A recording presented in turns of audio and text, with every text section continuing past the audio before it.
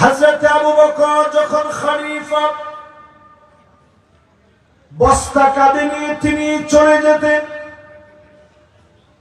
হযরত ওমর একদিন পিছু নিলেন, আবু বকর কোথায় যায়, আজকে আমাকে দেখা লাগবে। পিছু নিতে নিতে তিনি দেখেন জীর্ণ শীর্ণ একটা ঘরের ভিতরে তিনি ঢুকলেন। দূর থেকে তাকে হযরত ওমর দেখতেছে।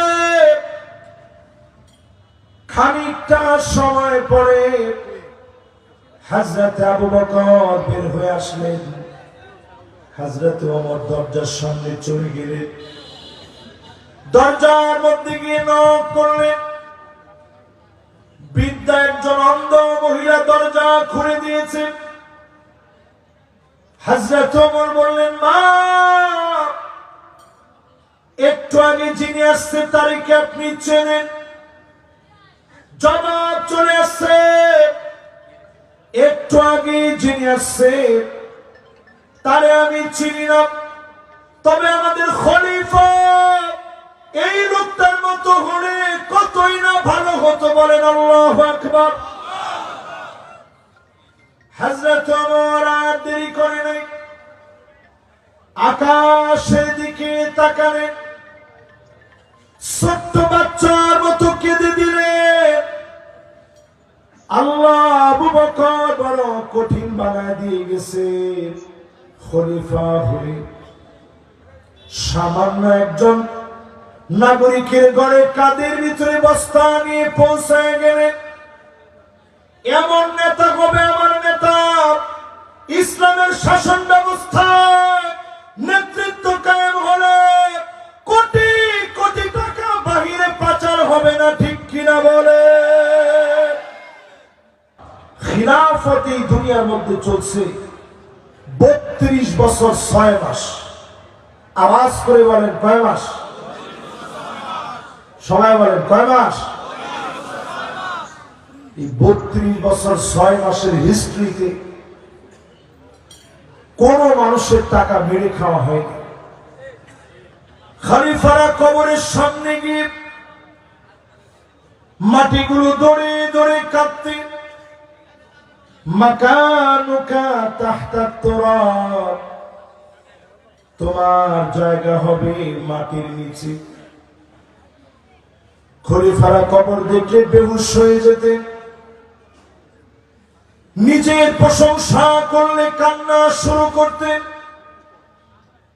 আর আমার দেশে তাকায় দেখেন, ক্ষমতায় গেলে সবাই মনে করে দেশ আমার, জনগণ আমার, মোবাইলে লাকি দিছে তারা। আল্লাহ রাব্বুল আলামিন ইরশাদ করেন, ওয়া আকাসিতু ইন্নাল্লাহা ইউহিব্বুল মুকসিতিন।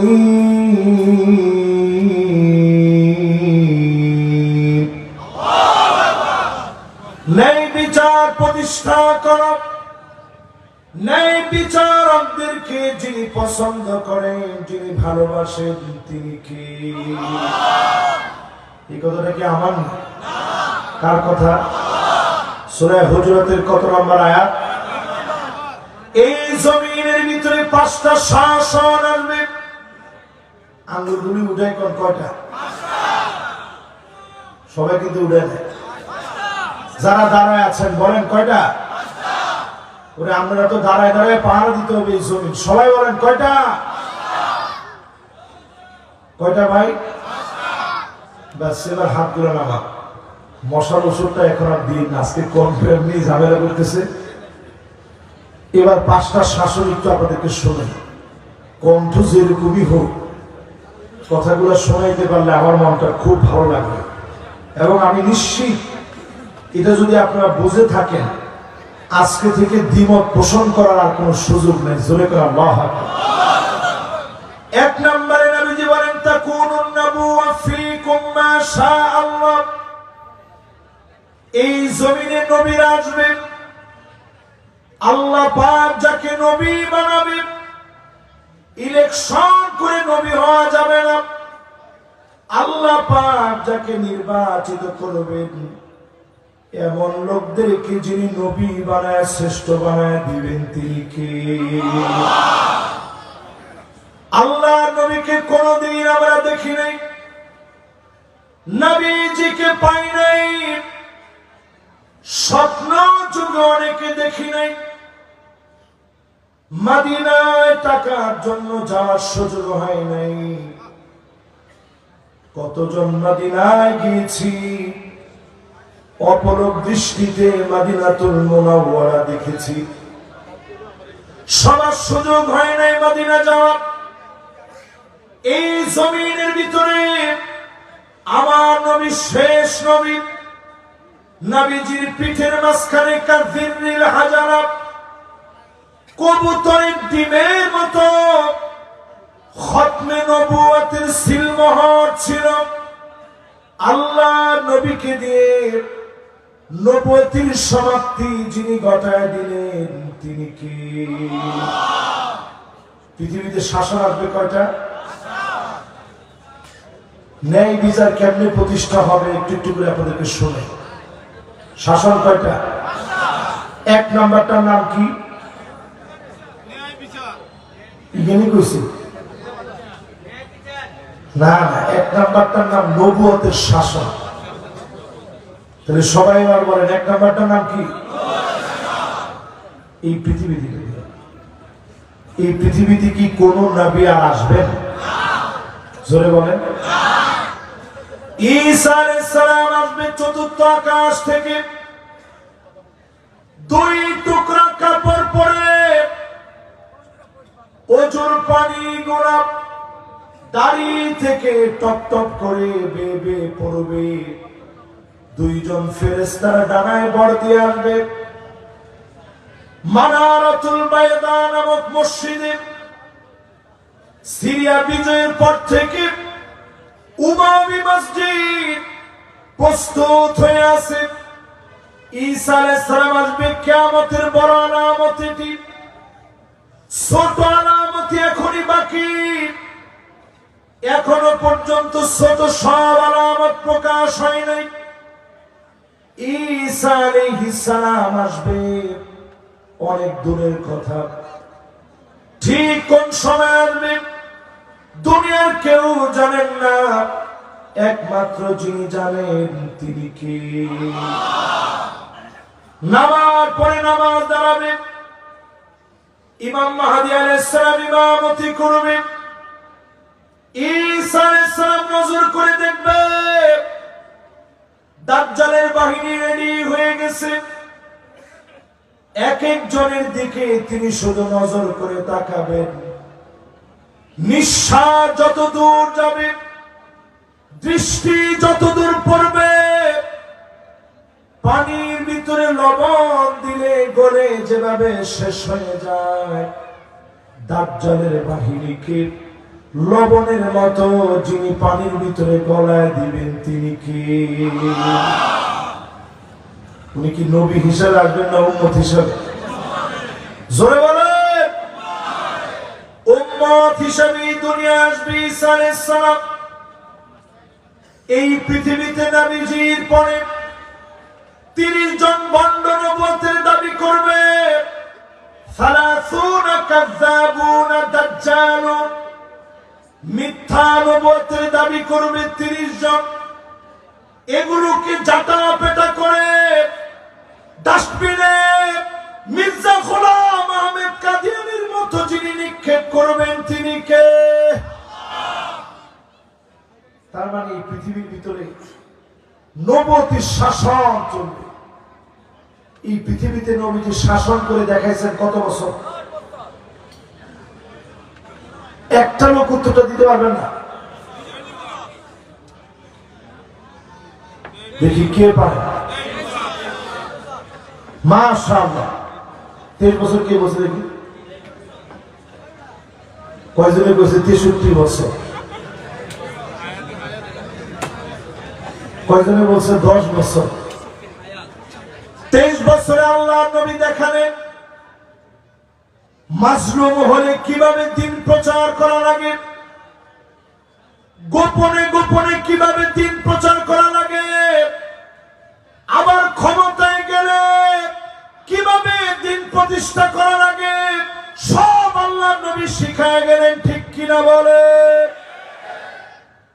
এবার একটু আপনাদের কাছে প্রশ্ন করি, কেউ যদি মনে করেন এই কোরআন দিয়ে রাষ্ট্র চালানো সম্ভব নয়, এখন তো সম্ভব হয় না, কেউ এটা কি বিশ্বাস হয়? এই কোরআন দিয়ে কেউ যদি মনে করেন রাষ্ট্র চলবে না, আল্লাহর কসম করে বলি আপনার ঈমান নাই। লাফাসিকুন নাম্বার 1 ফাসিক আপনি। ঠিক কিনা বলে? এই কোরআন দিয়ে কি রাষ্ট্র চলবে? 54 বছরে সব দেখা শেষ, সামনে একটাই কথা, আল কোরআনের বাংলাদেশ। আপনারা কি আমার সাথে একমত? তাহলে এই পৃথিবীতে শাসন আসবে কয়টা? 1 নাম্বার শাসনটার নাম কি?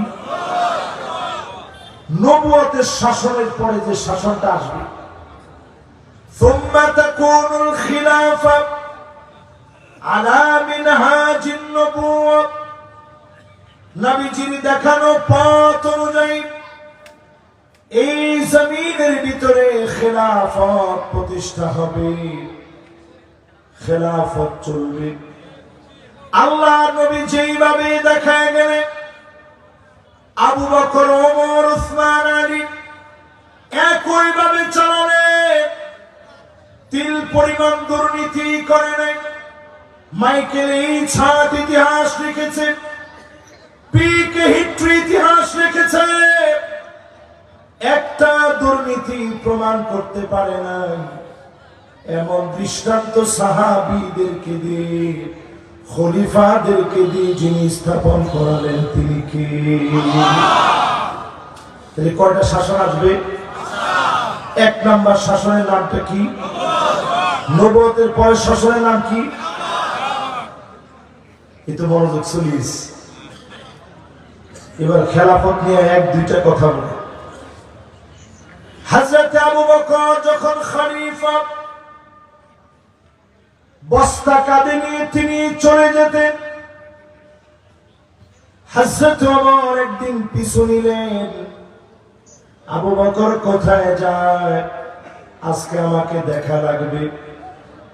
পিছু নিতে নিতে তিনি দেখেন জীর্ণ শীর্ণ একটা ঘরের ভিতরে তিনি ঢুকলেন। দূর থেকে তাকে হযরত ওমর দেখতেছে। খানিকটা সময় পরে হযরত আবু বকর বের হয়ে আসলেন। হযরত ওমর দরজার সামনে চলে গেলেন, দরজার মধ্যে গিয়ে নক করলেন। বৃদ্ধা একজন অন্ধ মহিলা দরজা খুলে দিয়েছে। হযরত ওমর বললেন, মা, একটু আগে যিনি আসছে তারিখে আপনি চেনেন? জবাব চলে আসছে, একটু আগে যিনি আসছে তারে আমি চিনি না, তবে আমাদের খলিফা এই লোকটার মতো হলে কতই না ভালো হতো। বলেন আল্লাহু আকবার।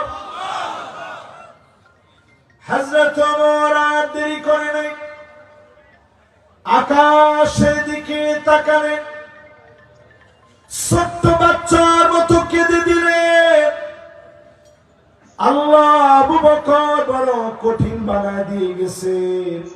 খলিফা হয়ে সামান্য একজন নাগরিকের ঘরে কাঁধের ভিতরে বস্তা নিয়ে পৌঁছায় গেলেন।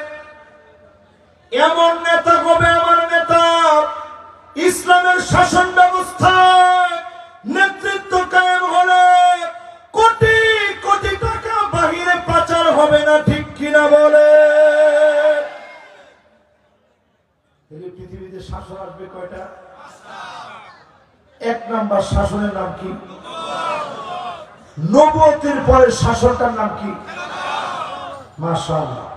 খিলাফত এই দুনিয়ার মধ্যে চলছে 32 বছর 6 মাস। আওয়াজ করে বলেন কয় মাস? সবাই বলেন কয় মাস? এই 32 বছর 6 মাসের হিস্ট্রিতে কোন মানুষের টাকা মেরে খাওয়া হয়নি। খলিফারা কবরের সামনে গিয়ে মাটিগুলো দৌড়ে দৌড়ে কাঁদতে, মাকানুকা তাহতা তুরাব, তোমার জায়গা হবে মাটির নিচে। খলিফারা কবর দেখলে বেহুশ হয়ে যেতেন, নিজের প্রশংসা করলে কান্না শুরু করতেন। আর আমার দেশে তাকায় দেখেন, ক্ষমতায় গেলে সবাই মনে করে দেশ আমার, জনগণ আমার, মোবাইলে নাকি দিছে তারা, মোবাইল নাকি তারা দিছে। এরকম শাসক কি আমাদের দেশে ছিল না? আমরা ফাঁসিনি সবাই আবার কইছে ফাঁসির মধ্যে। যাক, আমারটা আমি কিনে লইছি, আমরাটাকে আমরা ফাঁসিনি মান না। এবার একটু চিন্তা করে, দেশের সম্পদ নিয়ে যারা বিদেশে বাড়ি করছে একটু হিসাব করে দেখেন, তারা সুখে নাই, আমরা সুখে আছি। যখন সময় এসেছে পতনের, খাবার খেয়ে যেতে পারে নাই, আমাদের নামকে তারা নিশ্চিহ্ন করে দিতে চেয়েছে। আজকে তাকা দেখেন, তাদের নাম নিঃশেষ হয়ে গেছে, আমাদের নামকে তারা নিস্তব্ধ নিঃশেষ করতে পারে না। ঠিক কিনা? এই জন্য আজকে এই মাহফিলে পরিষ্কার ভাবে বলি, এই পৃথিবীতে শাসন আসবে কয়টা? 5টার প্রথমটার নাম কি? নবুয়তের পরে শাসনটার নাম কি? এরপরে আল্লাহর নবী বলেন, সুম্মা তাকুনু মুলকান আদ, রাজতন্ত্র শুরু হবে, রাজার ছেলে রাজা হবে। হয়েছিল না? মুসলমানদের হিস্ট্রি আপনি ঘেটে দেখেন, ইজিদ থেকে শুরু করে 1000 বছর ধরে রাজার ছেলে রাজা, রাজার ছেলে রাজা, রাজার ছেলে রাজা চলছে। একজন এখন বলতেছে ফিসাবের ছেলে ফিসা। আমাদের দেশের ফিসাবরা দেশে শাসন করছেন, ফিসাবের ছেলে ফিসাবটা আমরা নিজেরা বানাইছে। ওই দিন এক মাহফিলের মধ্যে আমি গেছি, করে বলতেছে পীর কিবলা একটু পরে ইনশাআল্লাহ ভয়ান রাখবে। আমি চিন্তা করলাম, এতদিনে আমাদের মধ্যে শুধু পীর হওয়াটা বাকি ছিল, কোন পীরের বিরোধিতা আমরা করছি না।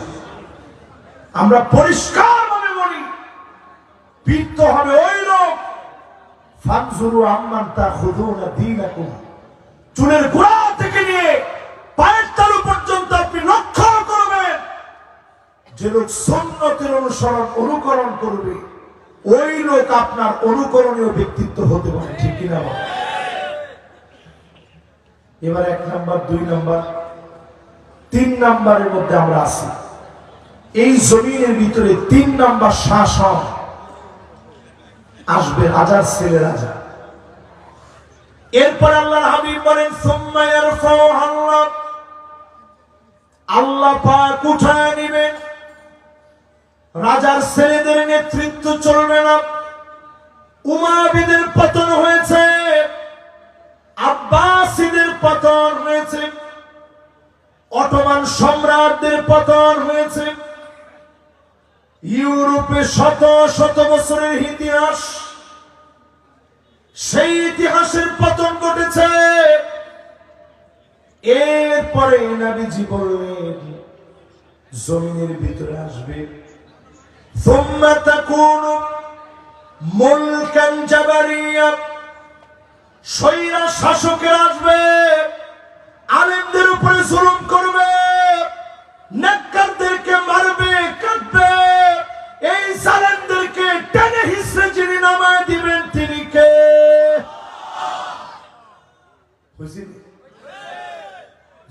হয়েছে?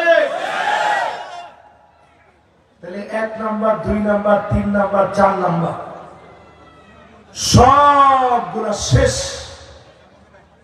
সবগুলা কি বলেন তো? 1 নাম্বারটা কি? লিল্লাহে তাকবীর। 2 নাম্বারটা কি? এই ওয়াজের মধ্যে এসে এরকম একটু পড়া মুখস্থ করে নিয়ে যায়। 3 নাম্বারটা কি? চলছে। এরপরে 4 নাম্বারটা কি? এক কথায় কোন হুজুর জিগা গেছে। তাহলে কয় নাম্বার? 4 নাম্বারটা কি? একটু তাকায় দেখেন। আপনি তো সহজে বলে ফেলছেন। আমি মাহফিলে কোরআন হাদিসের কথা বলার জন্য বসছি। আমাদেরকে এই কোরআনের কথাগুলো দিল থেকে শোনাইছেন আল্লামা দেওয়ার হোসেন সাইদি রহমতুল্লাহ।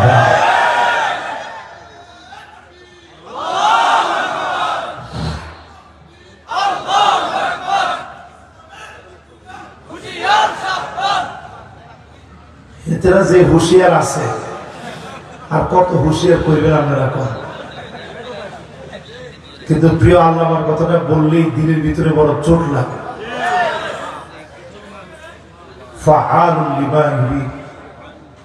আল্লাহ যেভাবে চাবেন সেটা তো সেভাবেই হবে। যদি আজকে তিনি থাকতেন 13টা বছরে ওনার সাথে নির্মম নির্যাতনের কথাগুলো বলে যেতে পারতেন। হিসাব করেন মুসলমান, এই উপমহাদেশের ভিতরে এত সুন্দর করে কোরআনের কথা বলা যায়। প্রিয় আল্লামা শিখায় গেলেন 13টা বছর জেলে ছিলেন। শেষ দিনে এমন জান্নাতি হাসি দেখালেন, মলিন চেহারা করেন নাই, হাসি দিয়া বোঝায় দিলেন জালেমেরা তোমরা বিজয়ী হতে পারো না, মাজলুমের হাসি বিজয়ী হয়েছে। ঠিক কিনা বলে? যেই দিন উনি চলে গেছেন ওই দিন একটা ভূমিকম্প হয়েছে। ঠিক নেই? এমন একটা ভূমিকম্প হয়েছে, এই ভূমিকম্পটা আরেকটা বার বুঝা দিয়েছে জালেমদের বীত চিরেই নড়ে উঠবে, জালেমরা টিকবে না, টিকবে না, টিকবে না। সত্যি জালেমরা টিকতে পারে না। আমি নিজে ছুটে গেছি হসপিটালে, সেখান থেকে দেখতে না পেরে চলে গেছি ওনার বাসায়।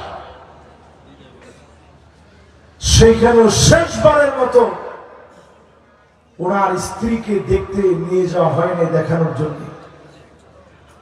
সারা রাত অপেক্ষা করে ঠিক ফজরের নামাজ পড়েছি। হুজুর যেই জায়গায় নামাজ পড়তেন, শহীদবাগ মসজিদে যখন নামাজ পড়ছি,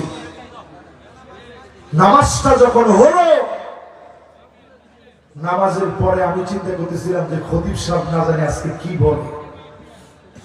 বাংলাদেশের কওমি ওলামাদের বিখ্যাত একজন আলেম, মালিবাগ মাদ্রাসার মাওলানা আব্দুল গফফার সাহেব হুজুর এখনো হায়াতে আছেন।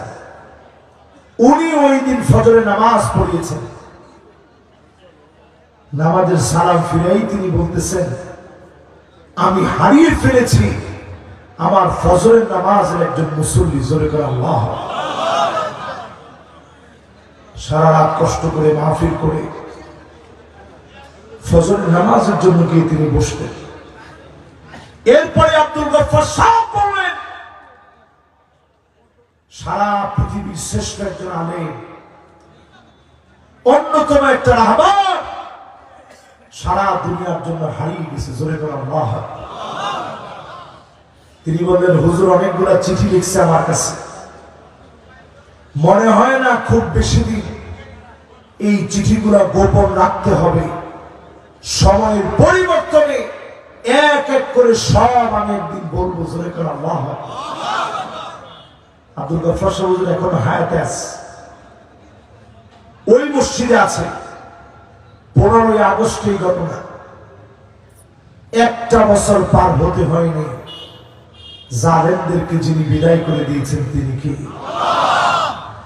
এরপর আল্লাহ নবী বলেন এই জমিনের ভিতরে শাসন আসবে।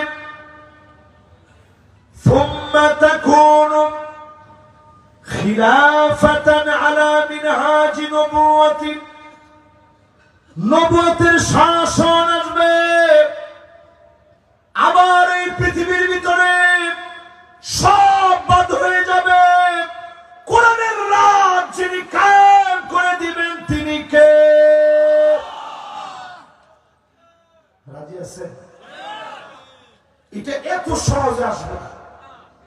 সুম্মা সাকাত, নবীজি চুপ হয়ে গেলেন। যখন কায়েম হয়ে যাবে দুনিয়ার ভিতরে, আর কেউ টেনে নিয়ে যেতে পারবে না। সবাইকে লক্ষ্য করে বলি, 5 আগস্টের পরে যেন তেন কোন নীতিদিক ইস্টাবলিশড হতে পারবেন না। যদি টিকতে হয় ঐক্যবদ্ধ হয়ে আল্লাহর কোরআনকে আঁকড়ে ধরা লাগবে। রাজি আছেন? এবার আসেন আমার আপনার কার্যক্রম কি? এই কোরআন থেকে 8টা কার্যক্রমের কথা আপনাদেরকে শোনা। জোরে কোন কয়টা? ন্যায় বিচার প্রতিষ্ঠায় আমাদের দায়িত্ব। 8টা কার্যক্রম আপনাদেরকে শোনায় দেব, আল্লাহ যদি তৌফিক দান করেন ইনশাআল্লাহ। 1 নম্বর কার্যক্রম, وأن يحكم بينهم بما أنزل الله।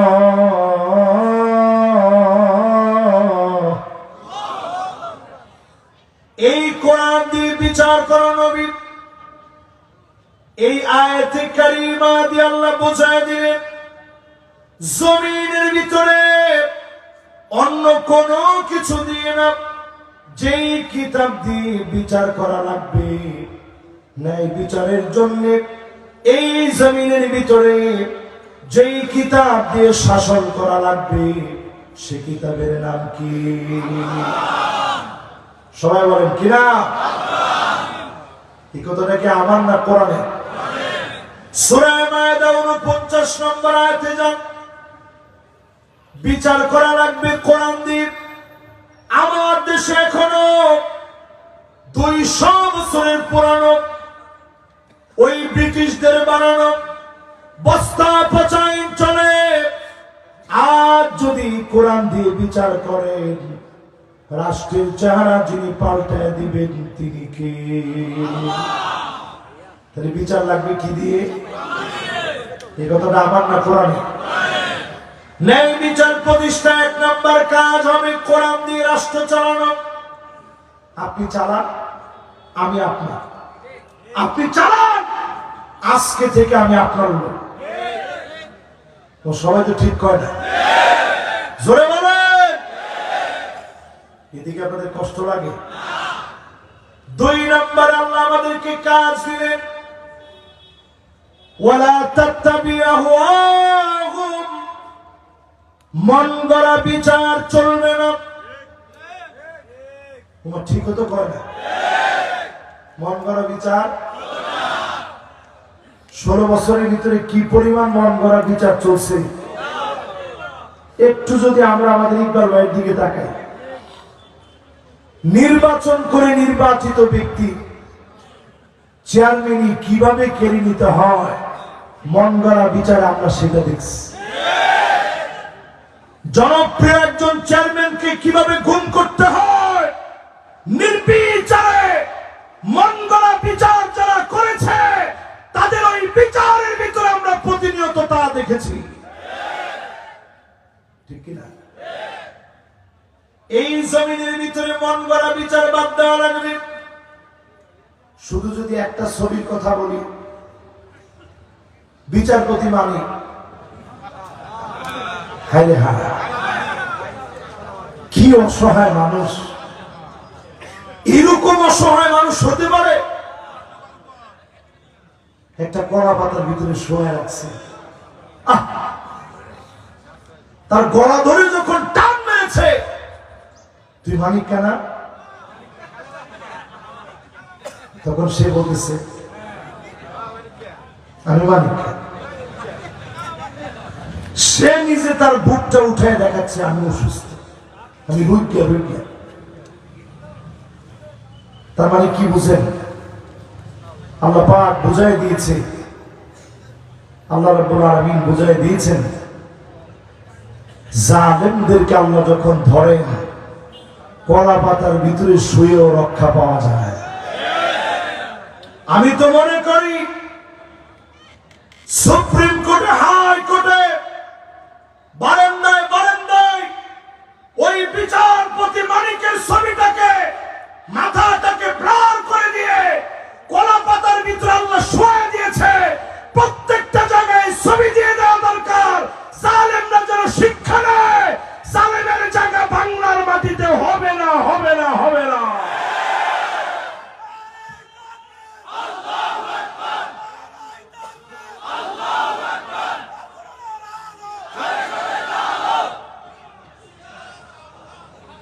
এখনো কি আপনার ঘরে ঘরের পক্ষে আছে? তাহলে একটু কত দেখি স্লোগানটা আবার দেন তো দেখি একটু।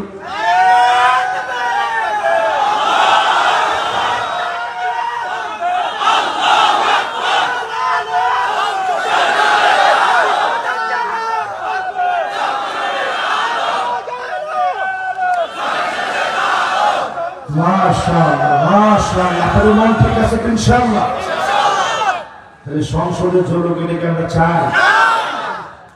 এটা কিন্তু কোন এই মাহফিলে আপনাদেরকে আমি নতুন করে কিছু দিচ্ছি তা সরাসরি কোরআনের আয়াত, শুধু একটু অনুবাদ করে আপনাদেরকে বোঝাচ্ছি।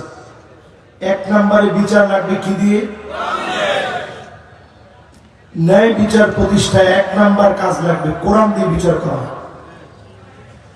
দুই নম্বরে লাগবে মন গড়া বিচার। বাপ মন গড়া বিচার কি? বাংলাদেশে মন গড়া বিচার কে আপনারা চান? এইটাও আজকে আপনাদেরকে শোনাবো। যদি আবার মন গড়া বিচার আসে কি কি হবে বাংলাদেশে, নবীজির হাদিস দিয়ে ৬টা বিষয় শোনা, এরপর ইনশাআল্লাহ আমাদের লোকমান ভাই ওনার কাছে আমি মাইক দিয়ে যাব। এরপরে ইনশাআল্লাহ আপনারা একজনের পর একজন বড় বড় মেহমান পাবেন। এবার শুনতে থাকেন। ৩ নম্বরে জমিনে ন্যায় বিচার কায়েমের জন্য ৩ নম্বর কাজ কি? ওয়াহদারুহুম আন ইফতিনুকা আন বা'দি মা আনজালাল্লাহু ইলাইক। ও নবী সতর্ক থাকা লাগবে। জোরে কোন কি থাকা লাগবে? কোনভাবে যেন কাফেররা কিছু ঢোকা দিতে না পারে। আজকের মাহফিলে বলি, যদি জমিনে ন্যায় বিচার কায়েম করতে চান, ৫ আগস্টের বিজয়কে সব মনে করবেন না। সতর্ক হন আজকে থেকে। সিভিল কু হতে পারে বাংলাদেশে, সাংস্কৃতিক কু হতে পারে। ভারত যেইভাবে আমাদের দিকে তাকায় আছে, 2 মিনিটে নাকি আমাদেরকে শেষ করবে। সতর্ক না থাকলে বাঁচার কোনো উপায় নাই। ঠিক কিনা বল? তাহলে 3 নাম্বার কি থাকা লাগবে? 1 নাম্বার কি? বিচার চলবে কি দিয়ে? 2 নাম্বার মন গড়া কোন বিচার আর জাতি মানবে না। ঠিক নেই? উই ওয়ান্ট জাস্টিস বলে যারা স্লোগান দিয়েছে, এরা আর মন গড়া বিচারের দিকে যাবে না। এই জন্য আমি তারেক রহমান সাহেবের সেদিন একটা বক্তব্য শুনতেছিলাম। উনি এই বক্তব্যের ভিতরে খুব সুন্দর করে বলতেছিলেন যে আগামী দিনের নির্বাচন এত সহজ হবে না। এই জন্য আগামী দিনের নির্বাচন যে সহজ হবে না। আমরা পরিষ্কার ভাবে বলি, দেশ নিয়ে সতর্ক থাকেন, সতর্ক হন। যদি দেশের সার্বভৌমত্ব যদি ধরে রাখতে চান, স্বাধীনতাকে যদি অক্ষুণ্ণ রাখতে চান, সতর্ক থাকতেই হবে, ঠিক কিনা বলেন? এরপরে 4 নম্বরে আল্লাহ রাব্বুল আলামিন বলেন, فَإِن تَوَلَّوْا فَاعْلَمْ أَنَّمَا يُرِيدُ اللَّهُ أَن يُصِيبَهُم بِبَعْضِ ذُنُوبِهِمْ। ও নবী, এরপরেও যদি কেউ ঘাওরামি করে, আমরা তো সহ্য গ্রামের ভাষায় বলে তেড়ামি, জোরে কোন কি না, গোরামি আর তেরামি কিন্তু এক জিনিস না। ভিতরে কোরআনের কথা কইলে ফাইন তাওয়াল্লাহ, টান করে। একজনে কইছে গাছ চুলকায় না, গাছ চুলকায় না, মুখ চুলকায়, একেবারে উল্টি যায়, ঠিক কিনা কম?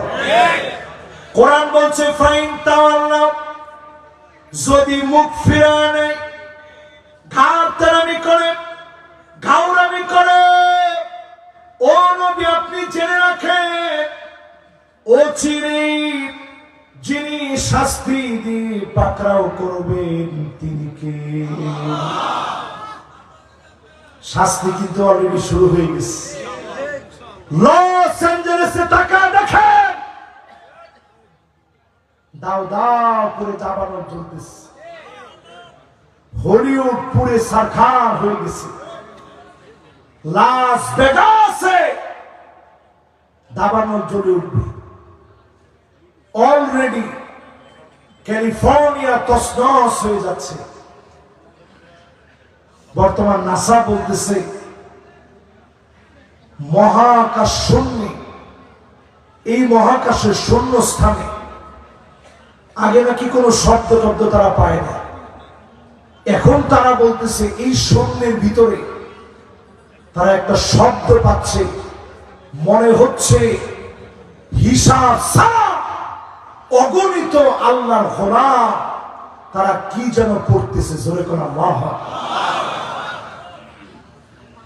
সামনের দিনগুলো বোঝা যাচ্ছে, তাল বাহানা করে পার পাওয়ার কোনো সুযোগ নেই, মুখ ফিরায় নেবেন সুযোগ নেই, গাত্তারামি করবেন সুযোগ নেই।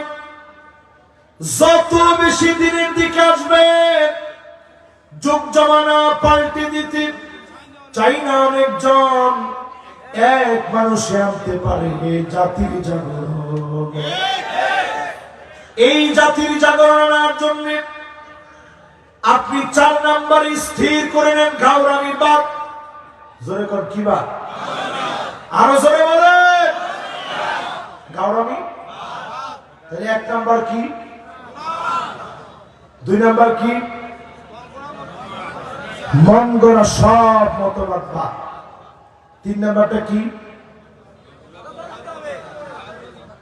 সতর্ক থাকা লাগবে।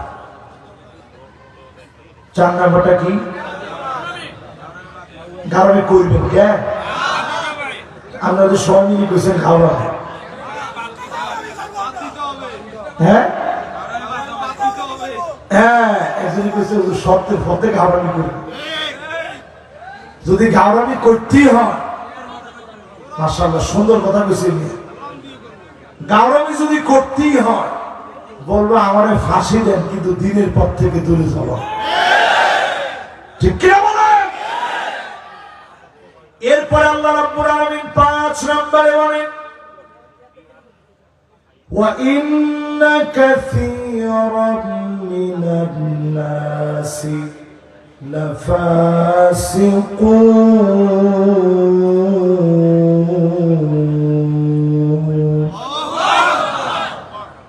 একজন আর 2 জন লোক না, আল্লাহ বাদুন নাস বলেন নাই, ফারাদুম মিনান নাস বলেন নাই, নাফারুম মিনান নাস বলেন নাই, কাসীরুম মিনান নাস বলেন।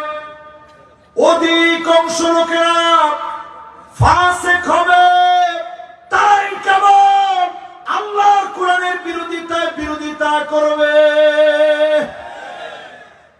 ঠিক কিনা বলেন? তাহলে আপনারা কোন দিকে আছেন? ফাসিকের লগে না কোরআনের লগে? এবার একটা হাদিস থেকে একটা গল্প শুনে।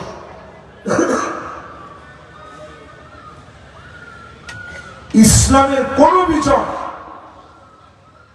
সংখ্যা দিয়ে আসে না। কি দিয়ে আসছে? জোরে কোন কি দিয়া? বদরের দিকে তাকায় দেখে সেই দিনের বিজয়, অমল ফুরকানের বিজয় সংখ্যা দিয়ে হয় নাই। নবীজির যুগের সব বিজয়গুলো তাবুকের প্রান্তে সেই সময়ের হিরাক্লিয়াসের বাহিনী, পরীক্ষিত সৈনিকরা তৈরি আছে। নবীজি বললেন, গিয়ে শুধু খালি ডালগুলো ভেঙে ভেঙে মিসওয়াক করো। দেখেন মিসওয়াক কেমনে ধরবেন এটাও নবীজি দেখায় গেছে। 3 আঙ্গুল থাকবে এইদিকে, 1 আঙ্গুল এইদিকে, 1 আঙ্গুল এইদিকে। দেখছেন? এইভাবে মিসওয়াক করতে বলছে নবীজি। যখন গাছ থেকে ডালগুলা ভেঙে ভেঙে মিসওয়াক শুরু করে দিছে, সবার বুঝে চলে আসছে ডাল ভেঙে যেভাবে মিসওয়াক করছে, মুসলমানের দাঁতগুলো সব ধার দিচ্ছে। এইভাবে যদি দাঁত ধার দেয়, আমাদের বাঁচার মনে হয় কোনো উপায় নেই। সেই দিকে মুসলমানেরা খেতে না পেয়ে তৃষ্ণায় কাবু হয়ে গেছে, ক্ষুধার যন্ত্রণায় সাহাবায়ে কেরাম বেহুশ হয়ে যাচ্ছে। সেই প্রান্তে শুধুমাত্র মিসওয়াকের মতো সুন্নাত দিয়ে যিনি বিজয় দিয়ে দিয়েছেন তিনি কে? ইয়ারমুকের যুদ্ধের দিকে তাকান মুসলমান। কষ্ট নেই, সবাই আমার সাথে আছেন তো ইনশাআল্লাহ? ইয়ারমুকের যুদ্ধে মুসলমানের সৈন্য ছিল 36,000, আর অন্যদিকে রোমক সম্রাটের সৈন্য ছিল 4,40,000।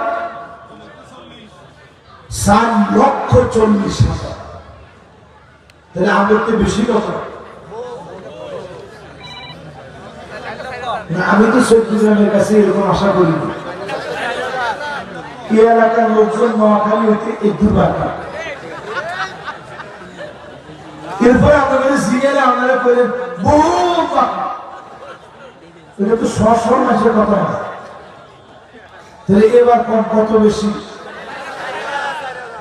হিসাব করে দেখেন, 11 গুণ বেশি তারা আমাদের ঠিক। কত গুণ?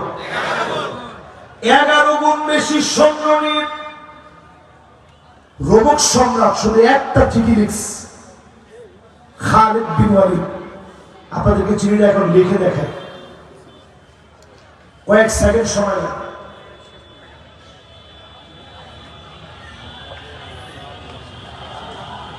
মাশাআল্লাহ, আমাদের মেহমানও চলে আসছে।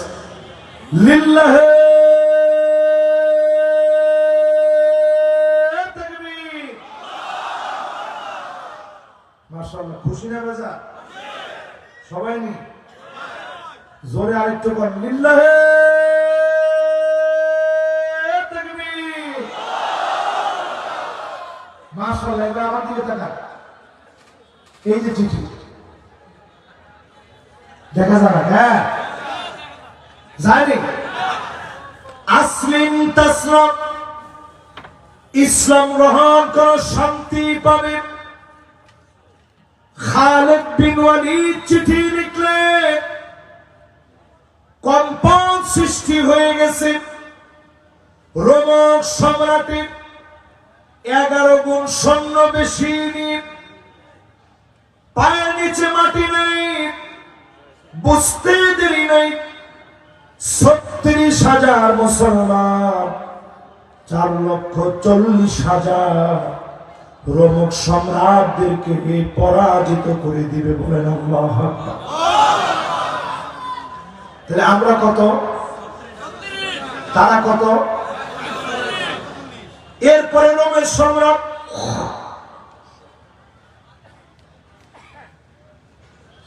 চিঠি লিখছে, সাথে সাথে চীনের সম্রাটের কাছে একটু সৈন্যবাহিনী পাঠা, খালিদ বিন ওয়ালিদ আসতেছে 36,000 জন নিয়ে, তাড়াতাড়ি একটু সৈন্যবাহিনী পাঠা। চিঠির ভিতরে চীনের সম্রাট উত্তর দিয়েছে, ইন্না কওমান লাউ আরাদু আন ইয়াখলা'আ জাবাল লাখালু। মুসলমান এমন এক জাতি, মুসলমান যদি পাহাড়কে বলে পাহাড় জায়গা থেকে সরে যাও, মুহূর্তের ভিতরে জায়গা থেকে সরে যাবে। চিন্তা করেন কিরকম সহ্য বীর্য আমাদের ছিল। 36,000 মানুষ 4,40,000 সাথে বিজয় অর্জন করছে, জোরে কোন আল্লাহ। আজকে যদি মুসলমান হিম্মত নেন, কাসীরুম মিনান নাস লাগবে না, অল্প স্বল্প লোকদেরকে দিন এই জমিনে দিনকে যিনি বিজয়ী করে দিবেন তিনি কে? 5 নাম্বার শেষ, বাকি আছে আমার 3টা। জোরে কোন কয়টা? ন্যায় বিচার প্রতিষ্ঠা করার জন্য 6 নাম্বার আল্লাহ পাক জানায় দিলেন, আফা হুকমাল জাহিলিয়াতি ইয়াবগুন। ও নবী, এত কিছুর পরেও তারা কি জাহিলিয়াতের দিকে যাবে? এই জন্য 6 নম্বরে বলি, ন্যায় বিচার প্রতিষ্ঠা আমাদের দায়িত্ব, জাহিলিয়াত ছেড়ে দেওয়া লাগবে, ঠিক কিনা বলে? এখনো যারা বলবেন জয় বাংলা বলতে বলতে মারা যাব, আমি পরিষ্কার ভাবে বলি, জয় বাংলা বলে আমি মরতে চাই না, লা ইলাহা ইল্লাল্লাহ বলে আমি মরতে চাই, ঠিক কিনা বলে? এই মাহফিলে যারা বসছে, জিহাদের ডাক আসবে, রণাঙ্গনে প্রস্তুতি নেওয়া লাগবে। খালিদ বিন ওয়ালিদের নেতৃত্বে তিনি যেইভাবে বলেছিলেন, আমরা যুদ্ধ করতে আসবো না, 36,000 আসবো জিহাদের জন্য। জিহাদের অর্থ হলো নিজে মরবো না, আগে মারবো, তারপরে মরবো।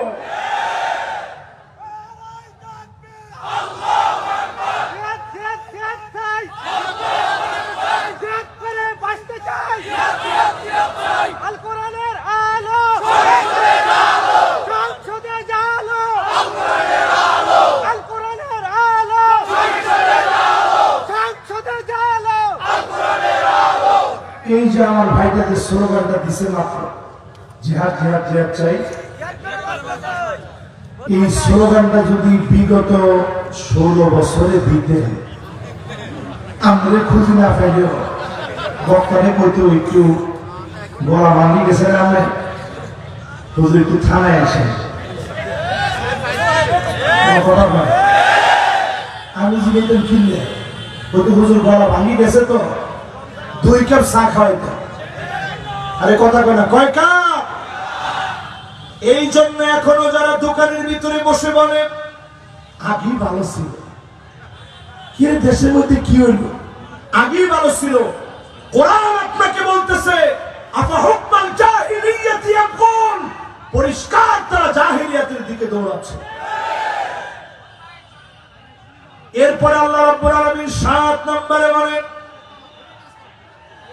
وَمَنْ أَحْسَنُ مِنَ اللَّهِ حُكْمًا। আল্লাহর হুকুমের চাইতে সুন্দরতম কোন হুকুম হতে পারে না।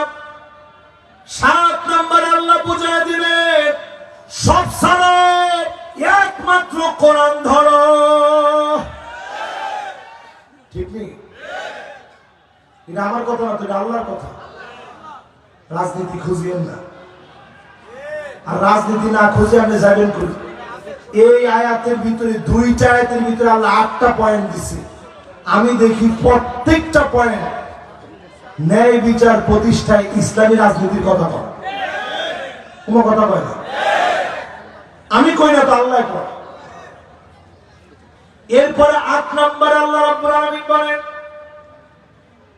সবাই এই জায়গায় আসবে না, বুঝবে না। লিকাওমিন ইউকিনুন, প্রবল বিশ্বাসী যারা হবে, ফাঁসির মঞ্চে নিবে, হাসতে হাসতে যাবে। গেছেনি? গেছেনি? আজকে নতুন নামে নবীজি শুধু দাওয়াত দিয়ে পাঠাইছে। সাহাবী জানে যে এই কাগজটা কাফেরের হাতে দেওয়া মাত্র তার তরবারি আর আমার শরীর এক হয়ে যাবে। একটু ভয় পায় নাই, সাহাবী নিয়ে দাওয়াত দিয়েছে, তরবারি দিয়ে আঘাত করেছে, রক্ত মুছতে মুছতে সাহাবী বলে, ফুস্তু রাব্বিল কাবা, ও কাবার মালিক, আমি বিজয়ী হয়ে গেলাম। আমার শরীর থেকে রক্ত ঝরতেছে, আমি পরাজিত হই নাই, আমি বিজয়ী হয়ে গেলাম। দিন কায়েমের তরে যাদের রক্ত ঝরেছে তাদেরকে দিয়ে দিনকে যিনি বিজয়ী বানায় দিবেন তিনি কে? যারা এই জমিনে ফাঁসির মঞ্চে গেল, রক্ত দিল, জেল খাটলো, গুম হলো, কষ্ট করলো, লিকাওমিন ইউকিনুন, এই প্রবল বিশ্বাসীদের পথে আসা লাগবে। 8 নাম্বার কাজ, প্রবল বিশ্বাসী হওয়া। এবার 8 থেকে উপরের দিকে যাই। জমিনে ন্যায় বিচার প্রতিষ্ঠায় 8 নাম্বার কাজ হচ্ছে প্রবল বিশ্বাসী মানে কি? মারবে। হ্যাঁ, মাশাআল্লাহ, মারবে, লড়বো না। সময় পেলে এরপরে তার আমি কইলাম না। এরপরে আসেন 7 নম্বরে, কি? আল্লাহর হুকুমের চাইতে সুন্দর আর কোন হুকুম হতে পারে না। 6 নম্বরে জাহিলিয়াত ছেড়ে দেওয়া লাগবে। 5 নম্বরে ফাসিক, এদের সঙ্গ বাদ দেওয়া লাগবে। 4 নম্বরে ঘাটতেরামি বাদ, যদি করতেই হয় সত্যের পক্ষে ঘাটতেরামি করবে। ঠিক কিনা কম? 3 নম্বর, না না, হ্যাঁ 3 নম্বর, ঠিক আছে। 3 নম্বরে সতর্ক থাকা লাগবে। 2 নম্বর, মানিক কাদের মতো মন গড়া কোন বিচার চলবে না। 1 নম্বর, আওয়াজ করে বলেন 1 নম্বর। এই যে কথাগুলো আমি বললাম, বাড়িতে গিয়ে নিজেরা আরেকটু মিলায় মিলায় পড়বেন। আল্লাহ যেন পড়ার তৌফিক দান করেন। পড়েন আমিন। যতগুলো কথা বললাম, বিমাশিয়াতিল্লাহি তাআলা ওয়া বিতৌফিকিহি, আল্লাহ পাক আমাদের সবাইকে এই কথাগুলোর উপরে আমল করার তৌফিক দান করুন।